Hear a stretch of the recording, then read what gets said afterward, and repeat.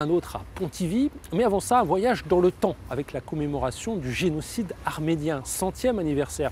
Une association à la fois bretonne et arménienne prépare activement cette commémoration, notamment à Quimper.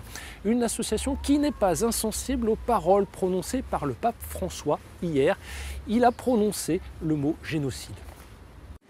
Au siècle dernier, notre famille humaine a traversé 3 tragédies massives et sans précédent. La première qui est largement considérée comme le premier génocide du XXe siècle. Les propos du pape François sont massivement repris depuis hier. À Rome, le pontife a utilisé publiquement le terme de génocide pour qualifier le massacre de près d'1 500 000 Arméniens. C'était il y a 100 ans. Les Français d'origine arménienne saluent cette prise de position. Une joie évidente, c'est quand même le premier pape à exprimer en public, à dire en public ce mot génocide, et ça évidemment c'est très important.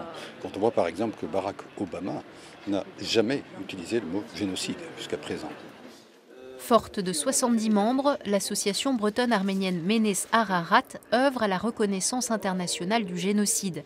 De 1915 à 1923, les autorités ottomanes de l'époque ont tué puis chassé les Arméniens de leur terre natale. Une histoire relatée sur ces panneaux à la cathédrale de Quimper. Le gouvernement turc actuel continue de nier ce génocide, et donc c'est une façon pour nous de lui rappeler qu'il a un devoir d'histoire, et c'est pourquoi nous sommes là pour continuer à commémorer ces événements.